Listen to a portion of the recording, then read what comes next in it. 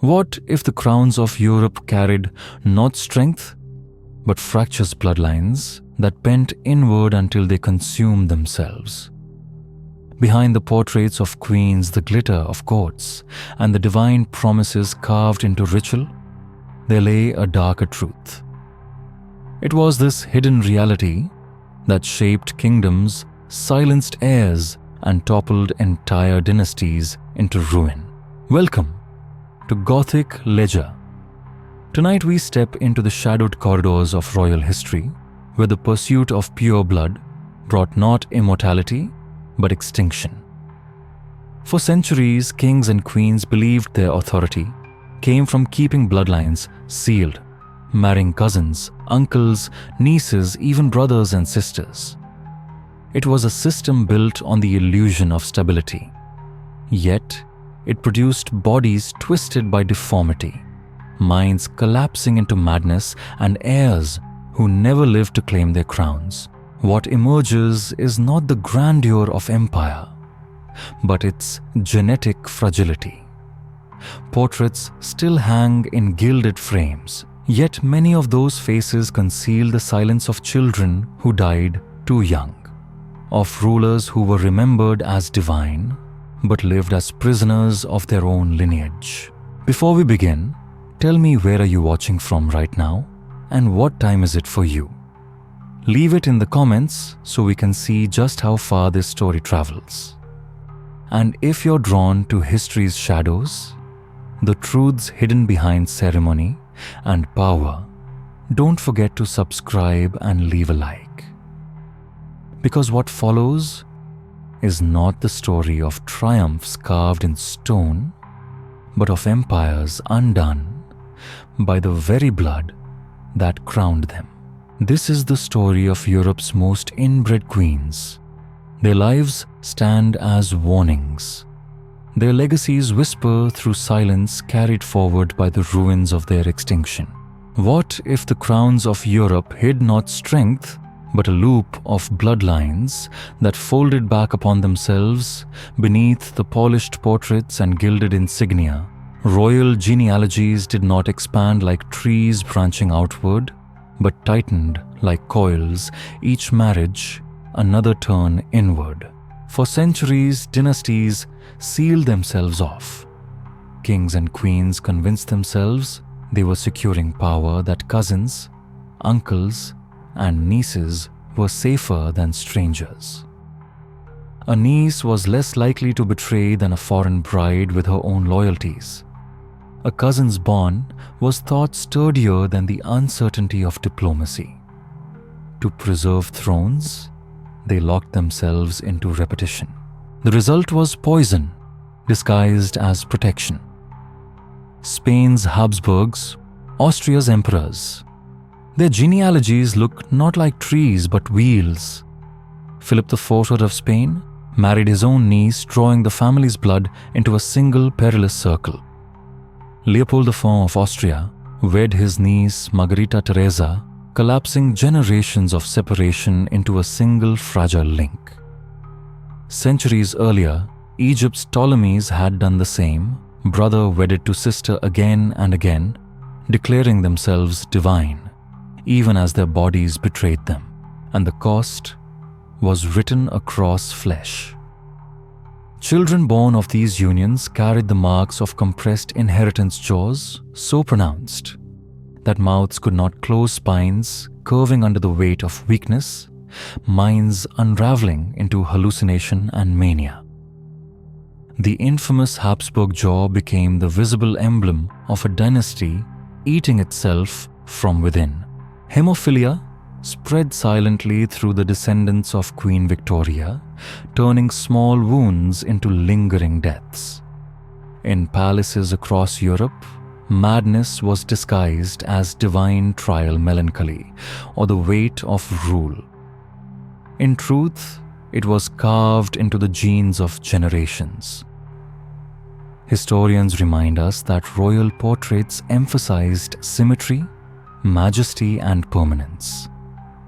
Yet those same canvases conceal what physicians whispered in dimly lit chambers, that heirs were fragile marriages barren, and rulers themselves prisoners of their blood. By the 17th century, entire dynasties were not only faltering politically, but visibly withering undone by the very purity they believed would make them eternal. The Spanish Habsburgs gave the world Charles II, a king who could neither rule nor produce an heir. His body stood as a map of genetic ruin, the accumulation of centuries of marriages that folded bloodlines tighter and tighter until collapse was inevitable. In Britain, the Hanoverians carried madness like an heirloom, most visibly in George III, whose fractured mind became both scandal and tragedy. In Portugal, Maria the Pious, remembered to history as the mad, sank into religious mania, the price of generations of calculated incest. The pursuit of purity created only ruin.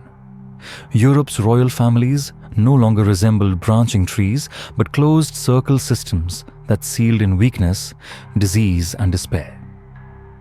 Behind the crowns and coronations, beneath coats of arms and pageantry, lay not strength, but fragility disguised as tradition. Power was preserved. Humanity was sacrificed. But what happens when a single gene moves through an empire like a silent assassin?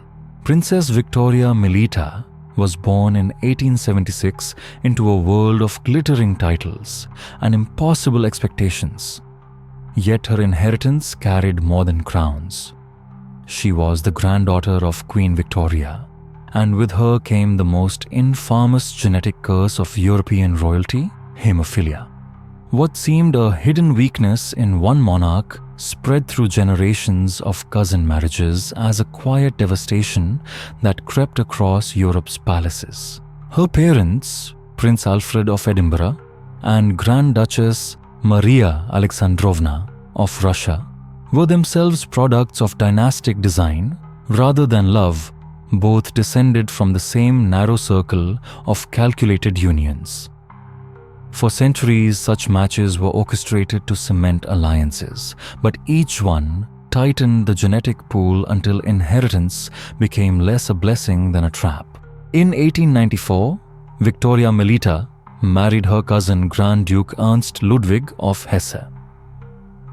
Cousin marriage was not unusual among Europe's ruling houses, it was nearly expected. Yet their union, like so many before it, produced not stability but sorrow. Their daughter Elizabeth lived only briefly, taken by meningitis.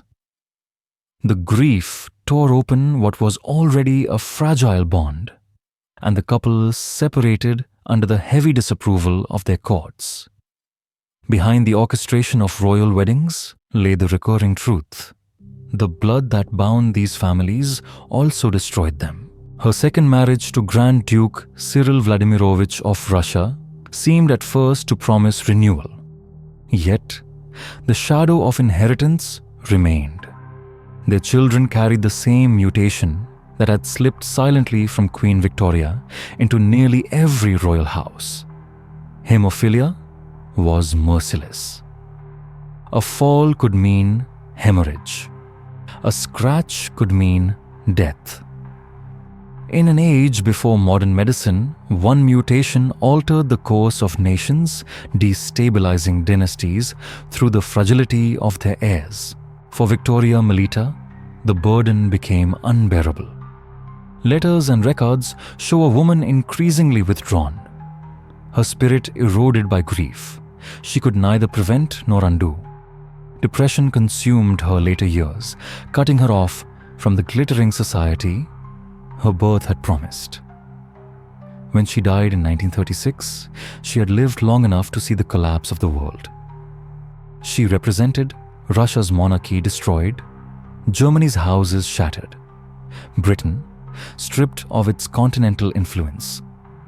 Hemophilia had not only claimed children, it had helped topple empires. Her story is not of scandal or betrayal, but of inheritance, a genetic curse past silently striking with devastating precision. Long before Victoria, another child stood at the center of this same cycle. Infanta Margarita Teresa of Spain was born in 1651 into a dynasty already collapsing inward. She was the daughter of King Philip IV and his niece Maria Anna of Austria. Their union was no exception, but part of a system so entrenched that the Spanish Habsburg family tree no longer branched at all. It folded inward, compressing bloodlines until they became indistinguishable. Margarita Teresa became immortal not through her life, but through art. Diego Velázquez painted her again and again, her pale face framed by elaborate gowns, her solemn figure gazing outward from masterpieces that still hang in the world's great museums. In Las Meninas, she stands at the center, luminous, fragile, eternal. Yet, beneath the silks and ribbons was a child marked by centuries of repetition. The Habsburg jaw, heavy and unmistakable, appeared in her line. Accounts describe her as sickly, prone to fevers, digestive troubles, and a chronic weakness that often confined her to bed. Physicians of the day blame the climate, the air, or the will of God. But modern eyes see the truth. She bore the accumulated damage of generations who chose politics over survival. At 14, she was married to her uncle Leopold I of Austria. To the world beyond the palace walls, such a union would have been unthinkable. Inside the court, it was expected. Their children born of already compressed blood did not survive to adulthood. Each loss was a silent marker of decline, as though the body itself had grown unwilling to sustain the dynasty. Margarita Teresa died at only 21 in age, when most are only beginning to step into life. For her, the story ended before it began, another life dimmed by the cost of sealing bloodlines shut. The cause of Infanta. Margarita Teresa's decline was not one single illness, but the gradual erosion of vitality. The slow toll of a dynasty that had turned incest into policy. She died in Vienna, far from Madrid, while her painted likeness continued to gaze out from Velázquez's canvas. The empire that once wrapped her life in ceremony could not protect her from the silent inheritance of her blood. And yet, Margarita Teresa survives in art. To modern eyes, her portraits carry a strange unease. In Las Meninas, she appears solemn, almost spectral, a fragile child around whom servants and courtiers orbit. Historians note the sadness in her expression, a stillness as though she bore some unspoken knowledge of her own condition. Paintings once meant to display Spain's grandeur now stand as evidence of its genetic collapse. Her life was brief, her body fragile, her dynasty collapsing, but her image endures frozen in oil and light. What remains is not a triumph, but a warning. Even the most gilded bloodlines can carry within them the seeds of their extinction. And then came a girl remembered not through canvas, but through rumor. A child said to have survived her execution, though history insists she was doomed long before that night. Grand Duchess Anastasia Nikolaevna of Russia was born in 1901, the youngest daughter of Tsar Nicholas II and Tsarina Alexandra. To the outside world, she was another cherished child of Europe's most opulent court. But beneath the chandeliers of the Alexander Palace, her blood carried the same silent inheritance that had stalked Europe's royals for generations. The Romanovs were not merely a dynasty. They were the end point of centuries of cousin marriages, binding Russia's throne to Britain, Denmark, and Germany. Through Queen Victoria of England, hemophilia entered their bloodline like a parasite. Though Anastasia herself was spared, her brother Alexei inherited it, and his frail body ruled the rhythm of their household. Every stumble, every bruise risked hemorrhage. Every day was a calculation against death. Anastasia grew up in that shadow. Her own health was delicate recurring fevers, respiratory infections, long spells of exhaustion that kept her in bed. Doctors described nervous weakness. Today we might recognize it as the consequence of compressed inheritance, recessive fragilities rising to the surface. Tutors noted her short temper, her restlessness, her inability to focus for long. What they could not name, modern geneticists would whisper the echoes of repeated consanguineous unions. The palace walls amplified her fragility, turning it into isolation. As war crept toward Russia, Anastasia withdrew further, prone to panic spells, depressive episodes, and fits of nervous exhaustion. The Romanovs concealed these truths. Physicians invented polite explanations. Priests framed her suffering as divine trial. To admit the reality that their empire was collapsing from within would have been to admit their reign was already lost. When revolution came in 1917, it was not only a political reckoning. It was the final unmaking of a house already hollowed out by blood. In July 1918, Anastasia, her siblings and her parents were herded into a basement in Ekaterinburg. The bullets and bayonets of the Bolsheviks ended the Romanov line in a single night. She was only 17. For decades afterward, myths bloomed tales of Anastasia's survival of a hidden escape. Imposters arose in Germany, in America, across Europe claiming her name. The world longed to believe that one child had slipped free of the dynasty's ruin. But DNA evidence silenced the legends. The graves yielded their truth. Anastasia had not survived. Her tragedy lies not only in the cellar but in the bloodline itself. Hers was a dynasty already circling inward, a cul-de-sac with no way forward. The bullets of revolution only completed what genetics had already begun. And what if the crown itself was worn by a mind, collapsing beneath its inheritance? Maria the Son of Portugal was born in 1734, heir to a throne already compromised by generations of calculated inbreeding. Her father, King José IV, was himself the child of cousins. From the beginning, Maria's inheritance was not only political, but genetic. Her ancestry folded in upon itself. Her destiny was sealed by marriage. At 26, she was wed to her uncle Pedro VI, a union that further compressed an already narrow gene pool. In Iberian courts, such arrangements were praised as prudent. They kept loyalty safely within the family. Yet, the genetic coefficient of Maria and Pedro's marriage exceeded even that of half-siblings. What appeared as strategy in the palace was in truth the tightening of a noose. The Portuguese crown, once cloaked in the language of divine right, had by the late 18th century become less a sacred emblem than a symbol of self-inflicted collapse. Maria ascended the throne in 1777 with intelligence and deep religious devotion. Ironically, those very qualities became the channels through which her unraveling emerged. At first, her instability was described as nothing more than melancholy, understandable in a queen mourning the loss of her husband and soon after her eldest son. But grief chipped away at what little resilience her bloodline allowed.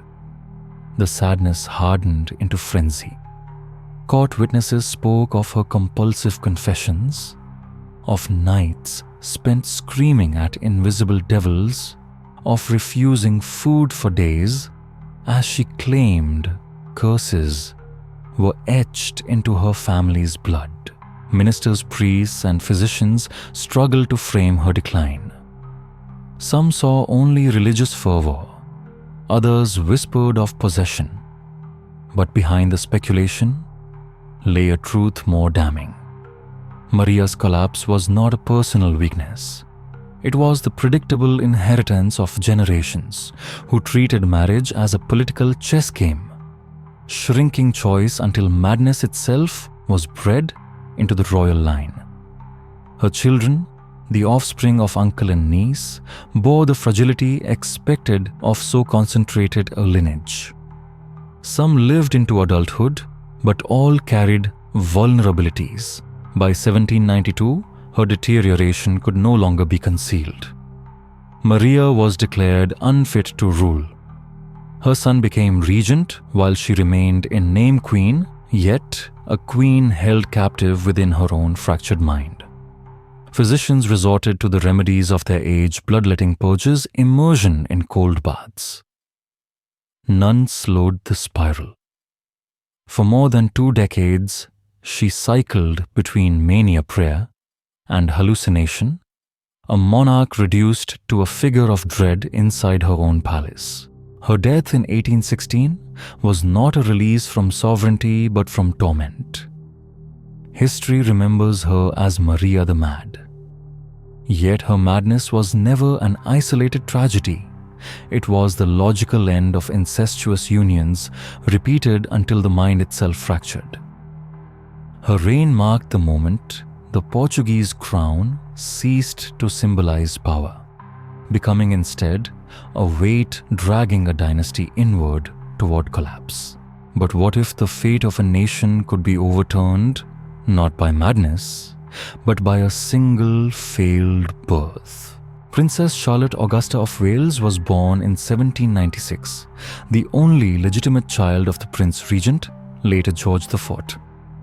At her arrival, she was celebrated as the golden hope of the Hanoverian dynasty. Young, adored by the people, she seemed destined to secure the monarchy's future. Yet her story, like Maria's, was bound to the hidden weaknesses of her bloodline. The Hanoverians had carried instability since crossing the Channel in 1714. Madness had already stalked the family. Her grandfather George III suffered from porphyria, a genetic disorder that left him raving, restrained, incapable of ruling for long stretches. His decline unfolded as public spectacle, a king undone not by armies, but by his own body. Charlotte's father George IV embodied further weakness, obese, addicted to alcohol and laudanum. His health carried the marks of hereditary fragility, worsened by indulgence. His marriage to Caroline of Brunswick, Charlotte's mother, was itself a cousin match, and it collapsed almost immediately after her birth. She grew up in a fractured household shaped not by stability, but by volatility disguised as tradition. Charlotte's own health hinted at the same fragility. Physicians recorded irregular cycles and sudden shifts in mood signs that today might be read as hormonal imbalance and nervous instability, both common in compressed genealogies. Yet in the public eye, she was radiant, seemingly untouched by her family's scandals. She became the embodiment of hope, the promise that the monarchy could still recover its dignity. Her marriage in 1816 to Prince Leopold of Saxe-Coburg seemed to confirm that promise. It was a raw union, both affectionate and politically wise, but the illusion did not last. When Charlotte became pregnant the following year, complications shadowed her from the start. She swelled, suffered relentless discomfort, and displayed symptoms her physicians misjudged. After a labor that stretched over 50 agonizing hours, she delivered a stillborn son who bore the marks of congenital weakness. Within hours, Charlotte herself bled to death. She was only 21. The nation's grief was overwhelming. Shops closed, church bells tolled for days, and Britain mourned not only a princess, but the extinguishing of its brightest hope. The succession crisis that followed reshaped the monarchy. With Charlotte gone, her uncle scrambled to marry, leading eventually to the birth of Queen Victoria, a child who would inherit the haemophilia curse that spread like a shadow across European royalty. Charlotte's death exposed what ceremony and portraits concealed that monarchy itself rested on fragile foundations. One failed birth was enough to throw an empire into despair. Behind the mourning veils and public sorrow was a harsher truth. Britain's future had been undone not by enemy forces, but by the weakness of its own blood. And so we return to a question that lingers across dynasties when daughters are treated as pawns. What becomes of their bodies? Do they not become experiments in blood? Eleanor of Aquitaine, one of the most formidable women of the 12th century, demonstrated power that stretched across France and England. Through her marriages to Louis VII of France and later Henry II of England, she controlled vast lands and shaped the destinies of kingdoms. Yet the story of her daughters reveals a different legacy, one where female bodies, no matter their royal birth, were written into the ledger of dynastic ambition. Royal women in medieval Europe were rarely seen as sovereigns in their own right. They were conduits, vessels through which dynasties traded blood for power. The royal houses of Europe tightened their circles again and again, condensing vitality into narrow channels in exchange for alliances. For daughters, choices were few. They were instruments of diplomacy handed into marriages with cousins or uncles to cement treaties, secure lands, or preserve loyalty. Eleanor of Aquitaine's daughters, Marie, Alix, Eleanor Joan, and Matilda, were no exceptions. Each was placed inside dynastic circles that had already been folding inward for generations. The Capetians, the Plantagenets, the royal house of Castile. These were not sprawling family trees but tangled knots, their branches looping back upon themselves. The results were grimly predictable. Marie of Champagne. Eleanor's eldest married Henry the Dauphin of Champagne himself, the product of generations of cousin marriages. Chroniclers described her long bouts of melancholia, periods of incapacitating sadness, and repeated miscarriages.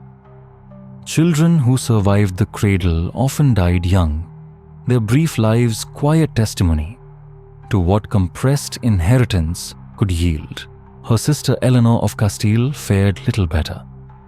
Wed to Alfonso VII of Castile, she bore 12 children. Only 3 lived past childhood. The others succumbed to wasting fevers, strange deformities, or sudden deaths. Without the language of genetics, such tragedies were framed as divine punishment. Yet, the repetition was too steady, too exact to be dismissed as coincidence. Joan of Sicily carried perhaps the heaviest burden. Married first to William II of Sicily and later to Raymond VI of Toulouse, she was said to suffer from mad fits.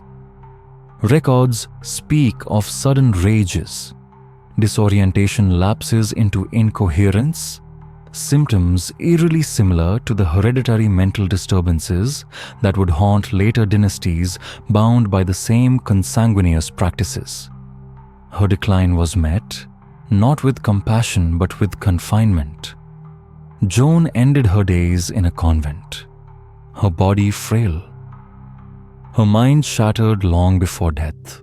Across Eleanor's daughters, the pattern repeated: stillbirths, miscarriages, fragile heirs, mothers worn down by grief. Where their mother had been celebrated as formidable and indomitable, her daughters became fragile vessels through which dynastic alliances were pursued at the expense of survival itself. These women did not wield crowns or command armies. Their legacy was written instead in graves and genealogies. Their bodies were tools of state, their offspring, the collateral damage of power, hoarded too tightly. The chroniclers of the age lacked the language of biology, but they recorded what they saw: daughters weeping, mothers burying infants, wives lost to melancholy or madness. Through their accounts, we glimpsed the beginnings of a cycle that would echo through centuries of Europe's monarchies, dynastic strength purchased at the cost of health, vitality, and sanity. And that brings us to the next chapter of this story. What happens when a family tree stops branching altogether, when it curls inward until it becomes a perfect circle? Maria Antonia of Austria, born in 1669, was the daughter of Leopold, Holy Roman Emperor, and his niece, Margarita Teresa of Spain. Her birth marked a turning point.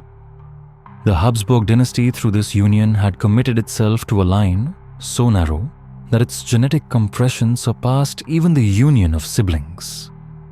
After 2 centuries of calculation, the family tree had folded back onto itself. The Habsburgs treated blood not as biology but as currency.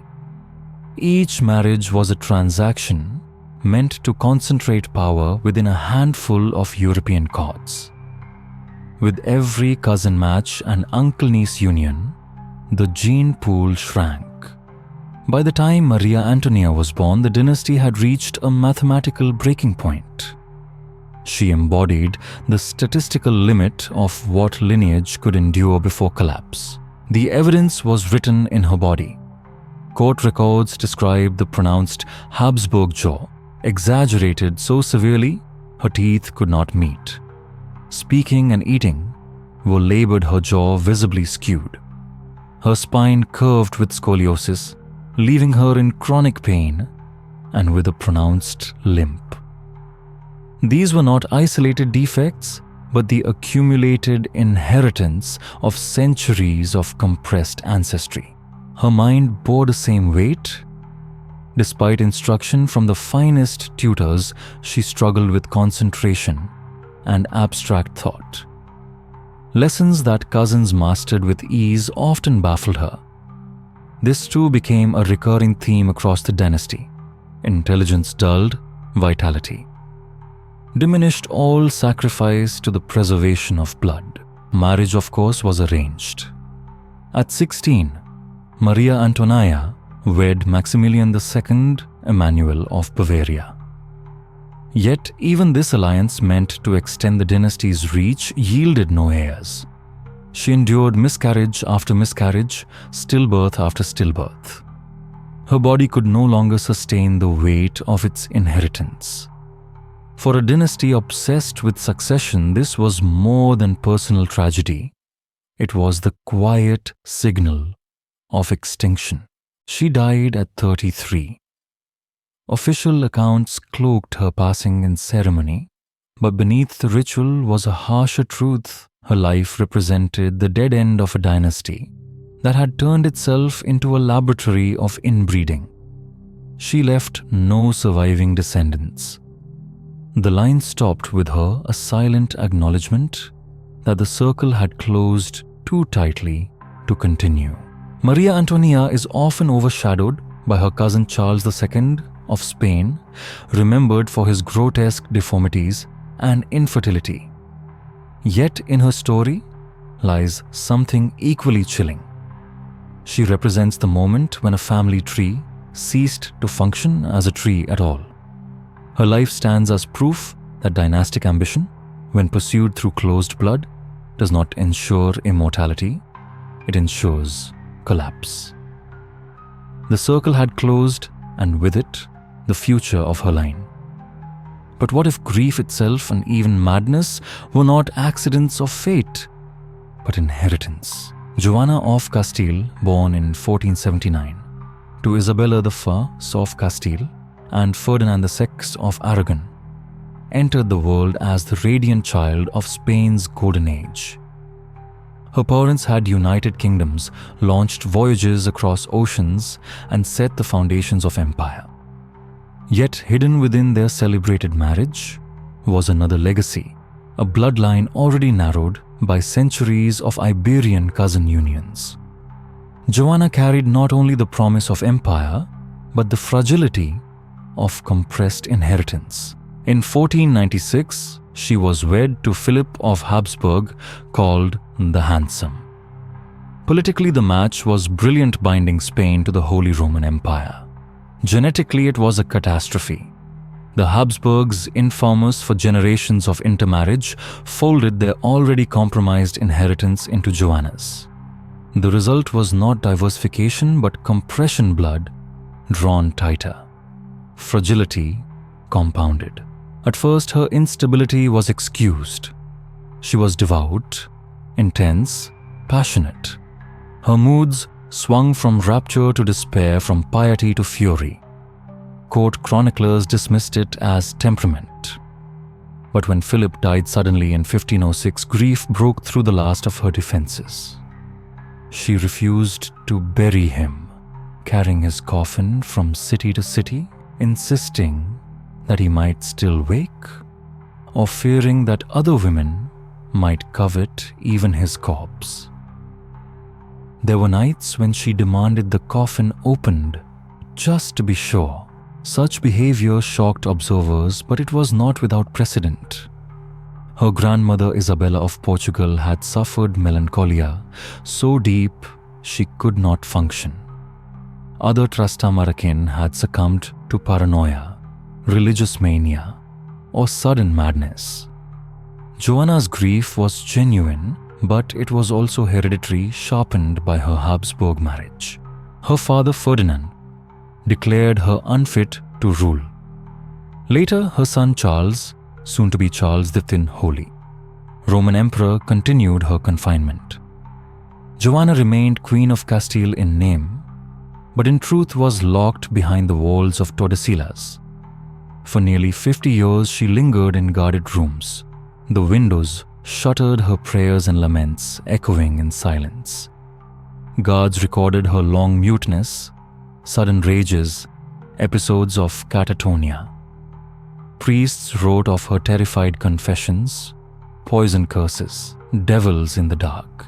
Legend called her Juana la Loca, Joanna the Mad. But behind the legend was arithmetic. The cold math of bloodlines wound too tightly. She died in 1555, still imprisoned, her empire carried forward by children who bore the same broken inheritance. Spain's grandeur was shadowed by the truth of her life, that even an empire can be undone from within when the crown is bound to grief and madness written in its veins. And yet, Spain was not alone. Across time and continents, the same pattern unfolded. In Egypt, more than a millennium earlier, the tomb of Tutankhamun concealed not only treasures but the record of dynastic collapse. His wife Ankhesenamun, born around 1348 BCE to Pharaoh Akhenaten and Queen Nefertiti, was herself the product of sibling marriage. Egypt's pharaohs claimed divinity, justifying incest as sacred. What religion sanctified, genetics condemned. Ankhesenamun was given to Tutankhamun, her half-brother, uniting two bodies already mirror images of the same lineage. Their union was meant to stabilize a fragile throne, but it marked the culmination of centuries of genetic narrowing. The cost lay hidden in the Valley of the Kings. When Howard Carter opened Tutankhamun's tomb in 1922, he found not only the golden mask and jeweled relics, but two tiny mummies. Designated 317A and 317B, they were stillborn daughters of Tutankhamun and Ankhesenamun. Both bore unmistakable deformities: severe scoliosis, spina bifida, cranial malformations, twisted limbs. Modern CT scans and DNA confirmed what ancient silence could not say aloud. Their deaths were not misfortune, but inevitability. Bloodlines pressed too tightly together. Ankhesenamun herself left only fragments behind. Letters found in Hittite archives speak of a desperate Egyptian queen pleading for a foreign prince to marry her, a shocking break from tradition, and perhaps a tacit admission that her own blood had become a trap. The plea failed. After Tutankhamun's death, she vanished from record, her fate uncertain. Only the preserved bodies of her daughters remain silent proof that Egypt's sacred experiment in incest had reached its end.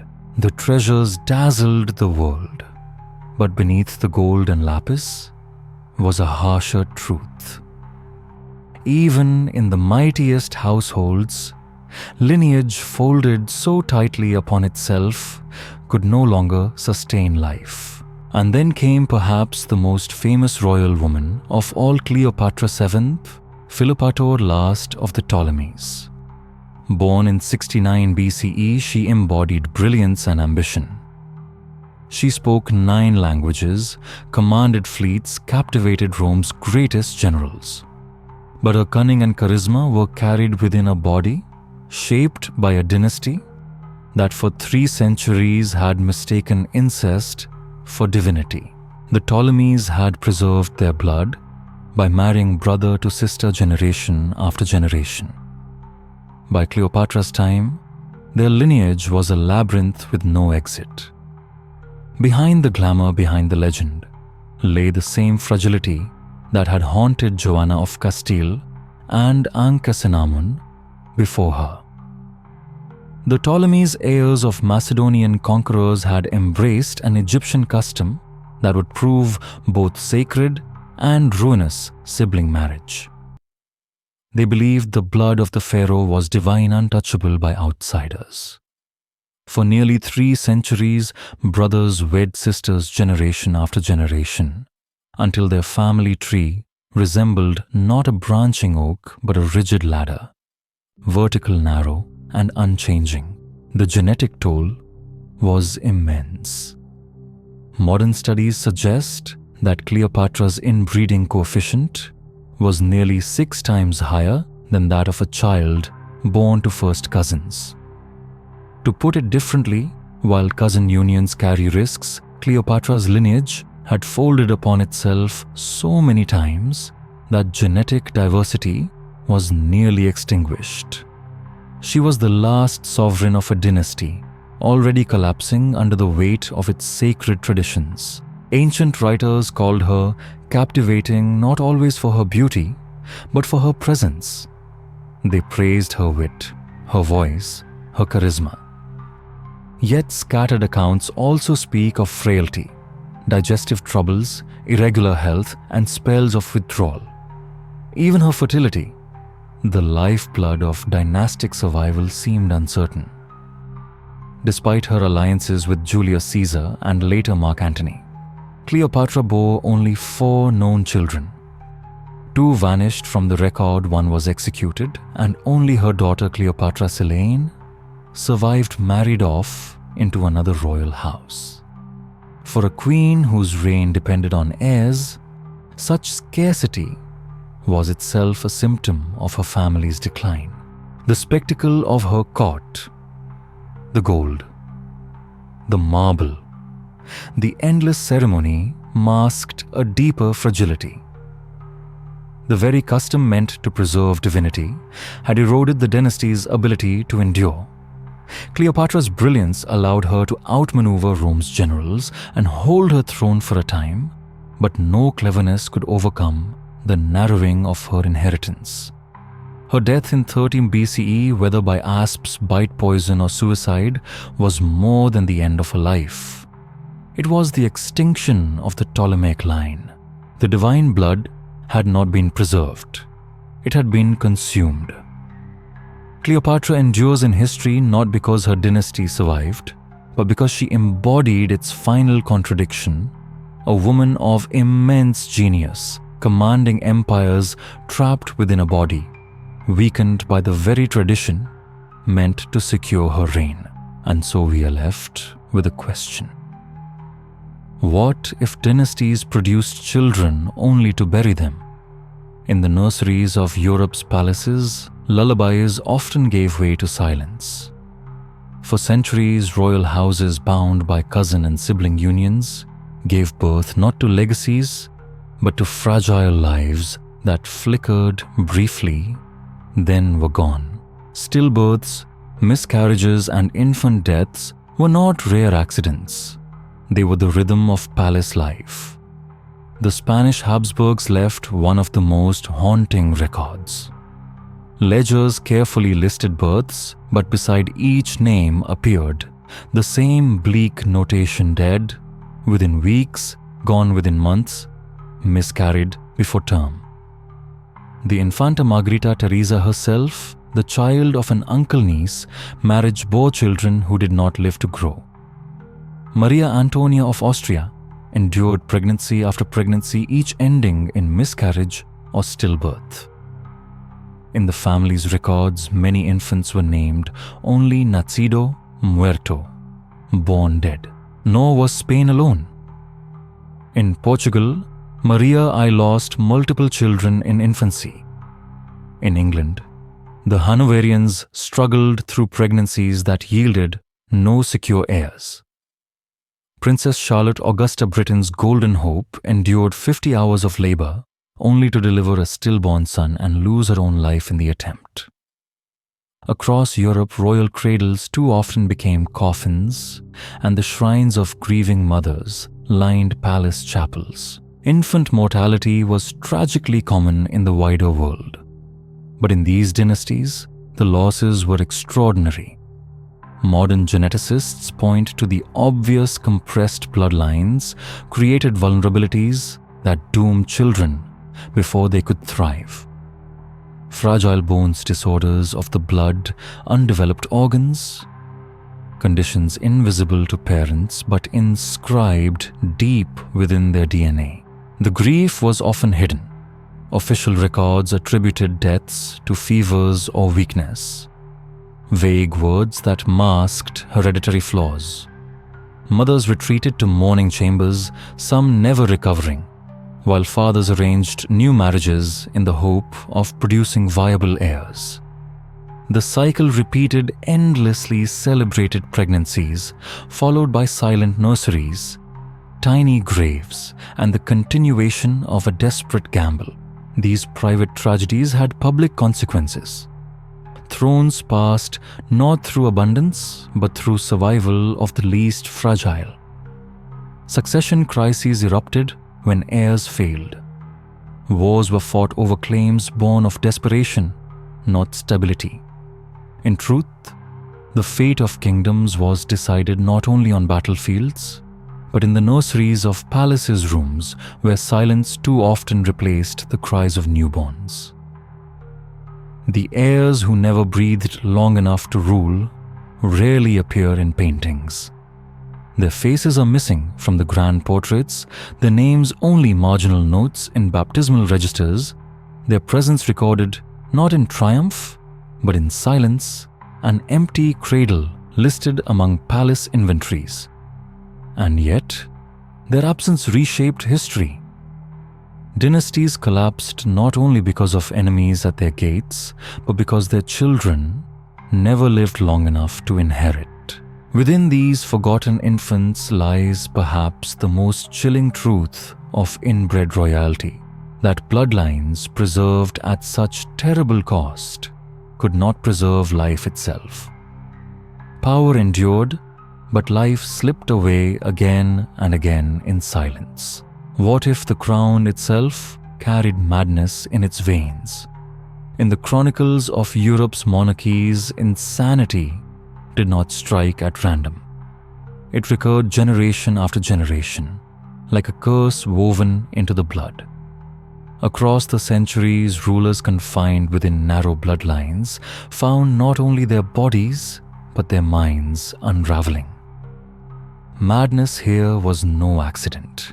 It was inheritance and heirloom, passed down alongside the jewels and regalia, but one that brought not majesty, only ruin. George III of Britain is perhaps the most familiar face of this legacy. For more than 60 years he wore the crown. Yet, his reign was broken by terrifying dissents. He raved incoherently, spoke to the air, conversed with angels only he could see. Servants recorded nights when he spoke for hours without pause, words spilling into meaningless fragments. His contemporaries called it madness. Modern medicine suggests porphyria, a genetic disorder of the nervous system, and it did not die with him. It haunted his descendants, shadowing Britain's ruling family with the constant threat of relapse. In Portugal, Maria, I was remembered as Maria the Mad.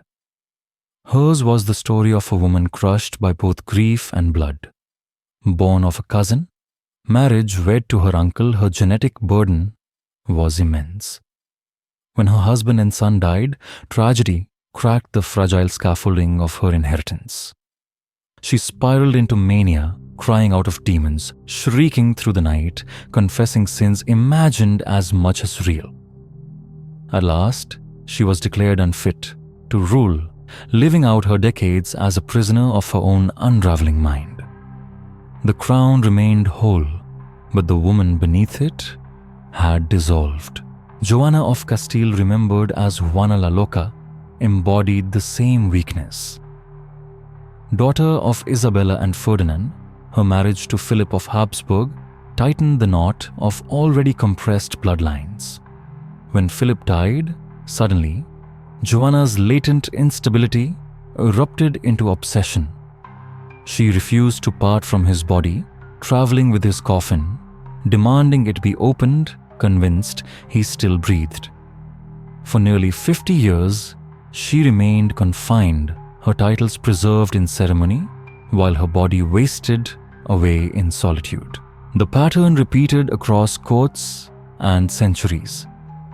Religious obsession, paranoia, manic frenzies, chroniclers lacking science called it divine punishment or spiritual trial. Physicians bled. Their patients plunged them into cold baths or locked them away. None understood that this was not a test from heaven, but the arithmetic of inheritance. These rulers commanded armies, signed treaties, presided over empires, yet they were captives of their own minds. Their breakdowns became whispered spectacles in courts recorded, in chronicles preserved in rumor. Subjects prayed for their recovery.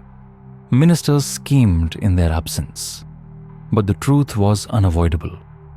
Their madness was no accident.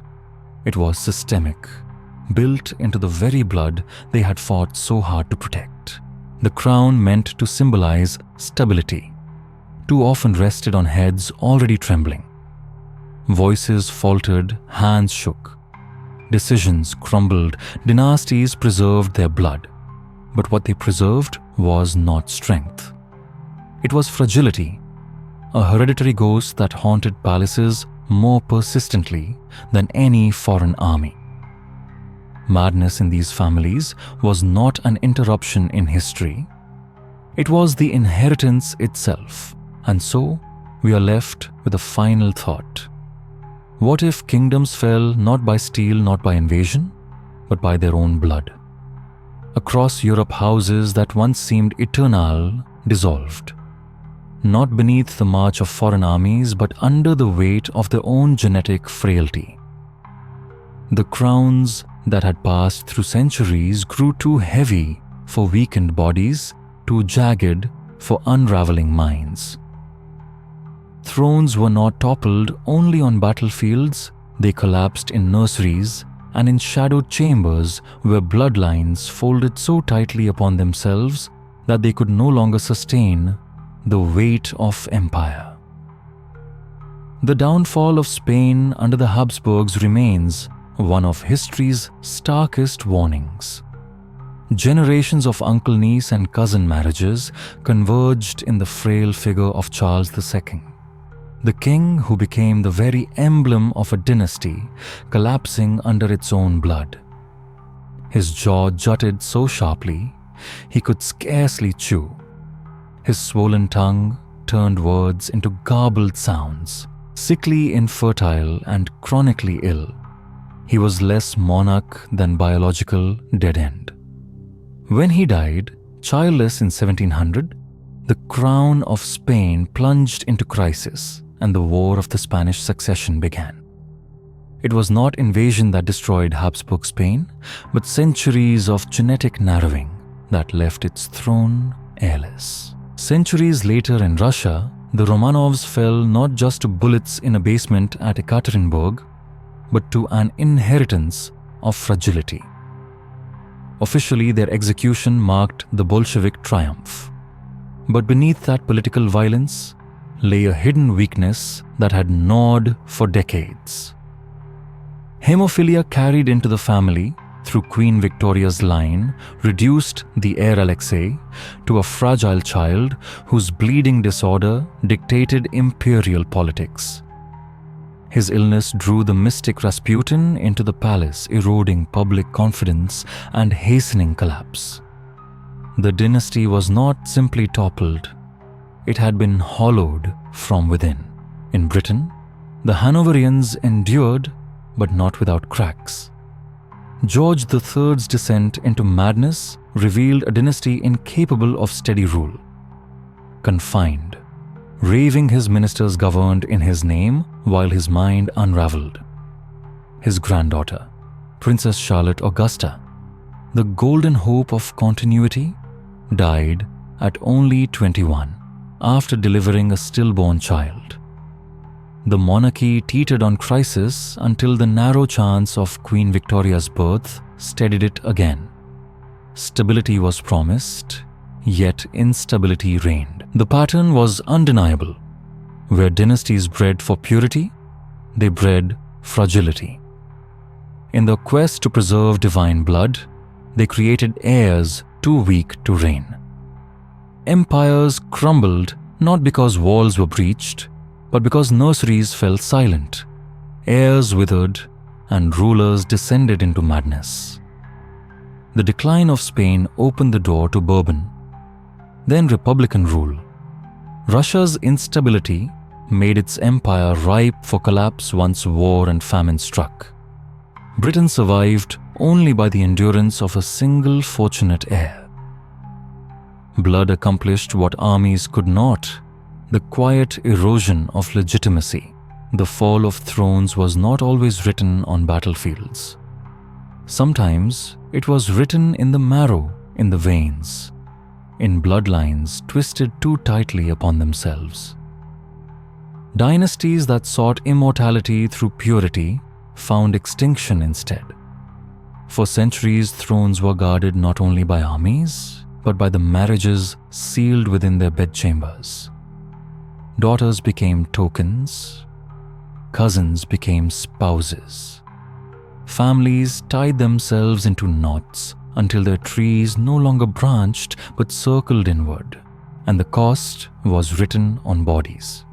Jaws stretched grotesquely, spines bent, blood refused to clot, minds spiraled into delusion and terror. We can trace decline in the faces of rulers themselves. Joanna of Castile walking cloisters with her husband's coffin, her mind collapsing under the weight of compressed inheritance. Maria Tharsin of Portugal, shrieking of demons in her chamber, unmade by the same dynastic purity that crowned her. Charles II of Spain, incoherent and sterile, the very end point of centuries of incest. Cleopatra brilliant, yet doomed, extinguishing her line with her death. Behind each crown stood women whose suffering revealed the truth. Infants buried before their names were remembered.